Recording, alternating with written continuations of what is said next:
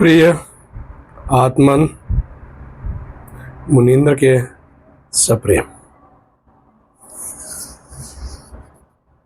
पिछले भाग में हमने भागवत के अष्टम स्कंध के गजेंद्र मोक्ष की चर्चा करी थी। गजेंद्र और ग्राह दोनों के कहानी के आध्यात्मिक स्वरूप का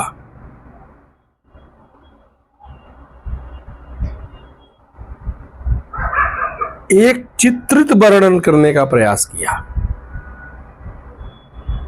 कहानी तो बड़ी सरल है, पर उनमें से आप आध्यात्मिक तत्व जिस चीज को पकड़ना है उस चीज को आप लोगों के साथ चर्चा करने का प्रयास किया। मेरा मन नहीं भरा था, क्योंकि गजेंद्र और ग्राह का ना पुकारना, गजेंद्र का ही भगवान को पुकारना अपने आप में एक प्रेम और चाहत, माया, इन दोनों के बीच का संबंध उजागर करता है। बड़ा प्रश्न उठता है मेरे मन में कि गजेंद्र और ग्राह के टाइम पे, बड़ा सिंपल प्रश्न है, गजेंद्र ने ही भगवान को पुकारा था, जबकि दोनों शापित थे। गजेंद्र अपने स्थान से निकल के दूसरे के स्थान पे गया था, दूसरा अपने स्थान पर था। ग्राह जल में था, उसका स्थान है, उसमें वो प्रबल है। जो दूसरे के स्थान पे गया था, गजेंद्र भी जंगल में प्रबल था। यदि ग्राह उसको जंगल में मिलता तो गजेंद्र को भगवान की याद न आती। ग्राह को भगवान की याद नहीं आई। कहीं पे भी जितने तरह के लोग हैं, चित्रण है, सबसे चर्चा करिए, आपको कभी भी कहीं से भी इस बात का लेस मात्र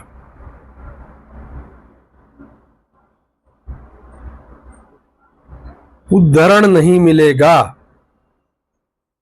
कि गजेंद्र और ग्राह के युद्ध में ग्राह ने किसी से सहायता मांगी। ग्राह अपने स्थान पर था, प्रबल था, सांसारिक चीजों के चलते उसको भगवान की याद नहीं आ सकती। निर्बल के बलराम, कितनी छोटी छोटी बातें हैं, हम सब जानते हैं, पर हमारे हृदयस्थ नहीं होती। पहले हम अपने आप स्वजाति या स्व आत्मनों को बुलाते हैं जब कोई काम नहीं आता, और यह पता कि कोई काम नहीं आएगा, इसमें भी नहीं कोई काम आएगा, कोई काम नहीं आएगा, फिर भी हम उनको ही बुलाते हैं। क्यों? क्योंकि हमारी दृष्टि का देखना, जो सामान्य दृष्टि हमारे पास है, वो एक पर्टिकुलर दूरी तक है, हमको वहीं तक दिखता है। जैसे कि हमने पहले भी आपसे पिछले बार बोला कि हमारे यहाँ सफलता का राज क्या है? बड़ा घर, बड़ी गाड़ी, पैसे, नौकर चाकर।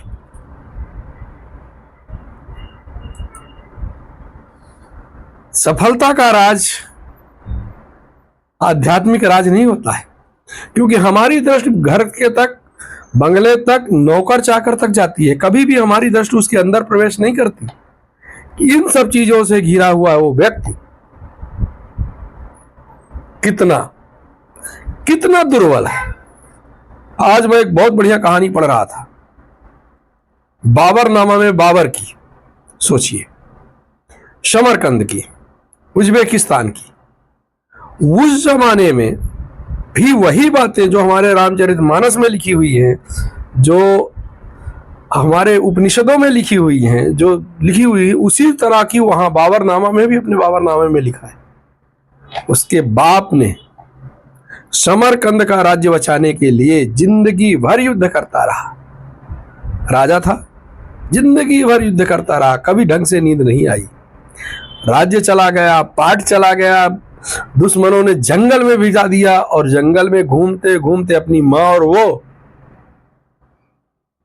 एक गांव के सरपंच के यहां रात को खाना मांगा। कुछ नहीं था अब उसके पास, ना राज्य था, ना घर था, ना पत्नी थी, ना बच्चे थे। और एक उस किसान के अंदर, उस घर के अंदर, सरपंच के अंदर, उस मुखिया के अंदर, उस प्रधान के घर के अंदर खाना खा के जो उसकी नींद आई, अपने शब्दों में वो लिखा है, आहा, ऐसी नींद तो मुझे जिंदगी भर नहीं आई। मैं सोता था तो लगता था कोई षड्यंत्र ना हो जाए, किसी बिजनेस में नुकसान ना हो जाए, राज्य ना चला जाए, कभी घर वालों ना षड्यंत्र करे। जिंदगी भर व्यक्ति कूड़ा करकट जमा के इसी चक्कर में लगा रहता है। कभी दूसरा आदमी उसको दूर से सुखी मान के उसके अंदर प्रवेश नहीं करता।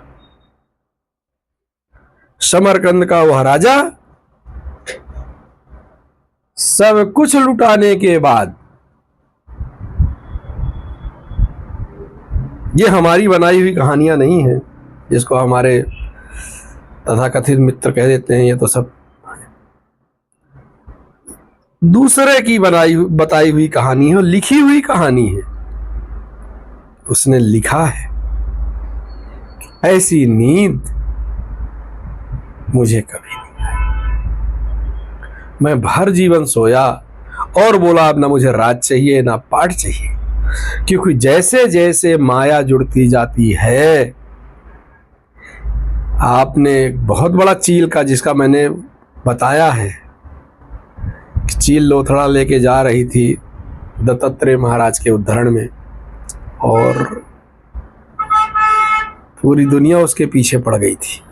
जैसे उसने मांस का लोथड़ा छोड़ा, सारी दुनिया उधर चली गई, वो चील आराम से बैठ कर देख रही। तो हम जो ये कूड़ा करकट जमाते हैं,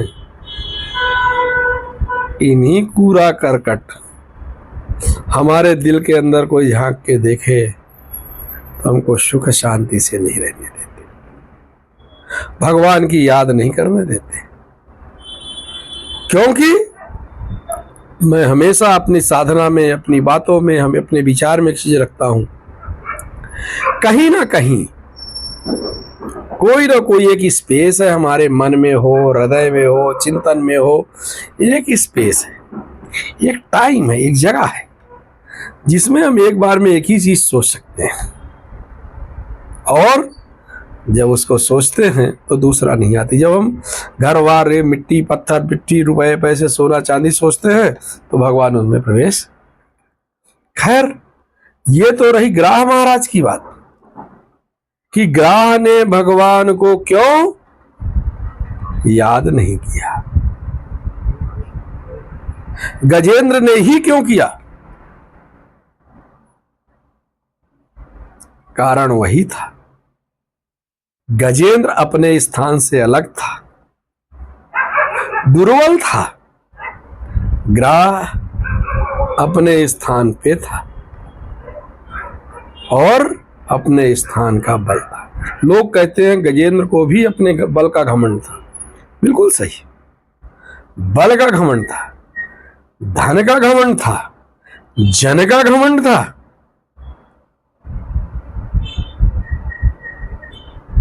इन सबके घमंड ने उसको तपे हुए लोहे का काम किया, उसको तपाया,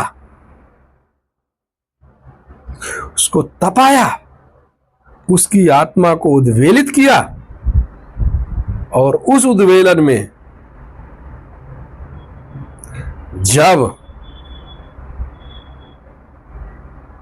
प्रभु की स्तुति रूपी हथौड़ा पड़ा, जिंदगी धन्य हो गई।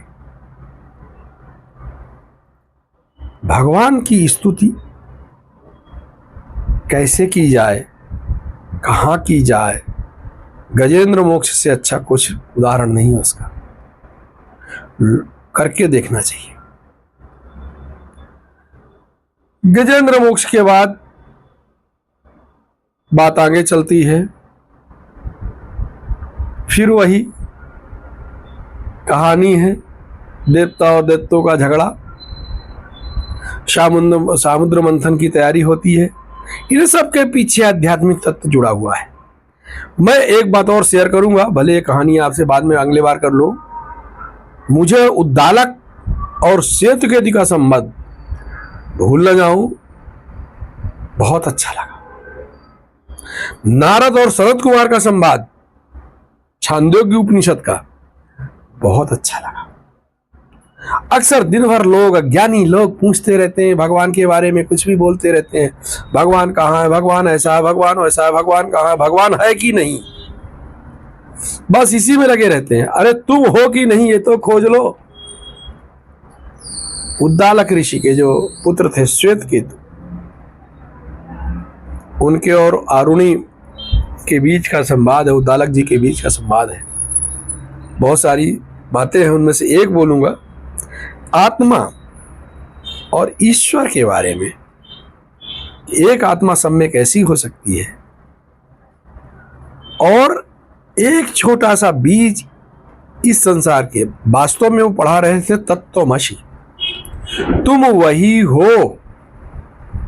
अपने बेटी को ये समझाने की कोशिश कर रहे थे उद्दालक जी कि तुम वही हो, तुम जिसको खोज रहे हो, जिसको खोजने मंदिर जाना है, जिसको खोजने तीर्थ यात्रा में जाना है, उपवास करना है, व्रत करना है, तुम वही हो तत्त्वमसि। और ये समझाने के लिए उनने बहुत सारे उदाहरण दिए। उनमें से उन्हें एक बट के वृक्ष के नीचे समझा रहे थे, तो बोले बेटा एक बट पे फल ले आ। श्वेतकेतु फल लाता है, बोलता है इसको तोड़ दे। तोड़ दिया, उसके भीतर जो हजारों सूक्ष्म जीव वो निकलते हैं, कण अणु की खोज उस समय तक हुई थी, उसको तोड़वाया, उसके तोड़वाया, जो उसकी आंख से नहीं दिखता था कि क्या है कितने हैं, जिसको वो नहीं तोड़ सका, उससे भी एक पूरा इतना बड़ा बट का वृक्ष बन सकता है। वो बीज है, यदि उतना छोटा बीज इतना बड़ा बट का वृक्ष बना सकता है, और इस तरह के कितने हजारों उस वृक्ष से फिर वृक्ष, वृक्ष से वृक्ष कितने बनेंगे, तो श्वेतकेतु तुम्हें से ये पूरा संसार क्यों नहीं बन सकता है? तुम पूछते हो इस संसार को किसने बनाया? तुम ही तो बीज हो। बहुत बढ़िया समझाया उनने, हमारी इतनी क्षमता नहीं है। दूसरा उदाहरण दिया, श्वेतकेतु बोला महाराज और बताइए। उन्हें एक ढेला नमक का दिया, और बेटा बोले जा एक कटोरे में पानी भर के इसमें उसके डाल दे। डाल दिया। दूसरे दिन सुबह श्वेतकेतु को बुलाते हैं, श्वेतकेतु वो जो नमक दिया था बेटा मैंने उसको लेके आ। तो श्वेतकेतु जाता है, देखता है तो कटोरे में सिर्फ जल है। बोलता है महाराज नमक तो नहीं है। बोले देख के देख कहां गया नमक? बोले नहीं दिखा महाराज, कहीं नहीं दिखा है। बोले थोड़ा उस पानी को पी के देख। पानी को पिया तो नमकीन है। धीरे धीरे करके उसने पूरा पानी पी लिया, और पूरा पानी एक जैसा ही नमकीन मिला। इस बात को समझाते हैं उसको कि जिस तरह नमक का एक छोटा सा ढेला इस पूरे पानी में मिला हुआ है पर दिखता नहीं है। बहुत पहले मैंने इसका उदाहरण दिया था घी और दूध का, कि जिस तरह दूध में घी मिला हुआ और दिखता नहीं है, मथो तो घी निकल जाता है,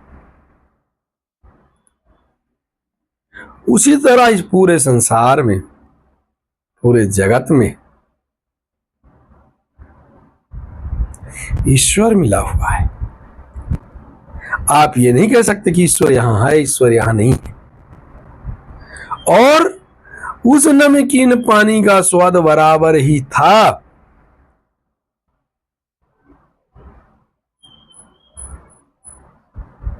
तो ईश्वर कहीं कम ज्यादा भी नहीं हो सकता। ये कुतर्क की बातें नहीं है, ये कंसीव करने की बातें। इनको जीना है। ऋषि मुनि या ज्ञानी लोग जो भी उस जमाने के थे, वो इनको जीते थे, सिर्फ चर्चा नहीं करते थे कि पा पा पा पा करके चर्चा कर लिए। इनको जीते थे, और जब आप जिएंगे तभी उसकी ऐसे लगेगी। नारद और जो इसी आगे नारद और सनत नंदन सनत कुमार चारों भाइयों हैं, उनसे जो उनकी चर्चा हुई है वो दिल को गदगद कर देती है। नारद जैसा महात्मा जो भगवान का अवतार माना जाता है, ब्रह्मा का पुत्र है, वो नाम की महिमा उनसे पूछ रहा कि महाराज हमने पढ़ा तो सब कुछ है, वेद पढ़ा, इतिहास पुराण पढ़ा, औषधि शास्त्र पढ़ा, जितने बहुत सारे शास्त्रों का नाम उन्होंने लिखा कि हमने इतना शास्त्रों का पढ़ा, पर मेरा मन तो कहीं भरा ही नहीं। मुझे नाम शब्द की महिमा बताई, उनने नाम शब्द की महिमा बताई, उनने वाणी की महिमा बताई कि पहले नाम को बस में करो, फिर वाणी को बस में करो, और फिर हृदय तक आओ। यहां तक मैंने पढ़ा है, आगे भी है, वो आगे बार बताओ। तो ये जो आप पढ़ते हो और कहा हमने पढ़ लिया है, आजकल पढ़ता तो कोई है ही नहीं, हर आदमी सुनता है, और कौन क्या कह रहा है उससे लेना नहीं, सुनता भी नहीं, चालू कर देता, घर में बैठ जाता, उससे जितने देर है उससे ज्यादा फालतू चीजें सुनता है।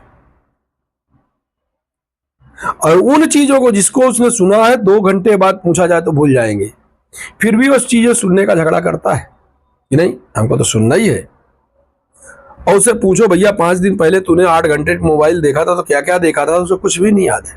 टीवी के न्यूज चैनल में उसको कुछ भी याद नहीं है ना। कारण ही यही है कि हम वहां बैठे रहते हैं, दिमाग हमारा और कहीं रहता है, मन और कहीं रहता है, शरीर और कहीं रहता है, हमारा ध्यान तो रहता ही नहीं है, ध्यान तो लगाते ही नहीं। खैर, इन सब चीजों के साथ आपके जागृत अवस्था की कामना करते हुए, आत्म तत्व की चिंतन के लिए जिस तत्व ने आपको बनाया है, और उसको सोच के उससे क्या सुख मिलता है,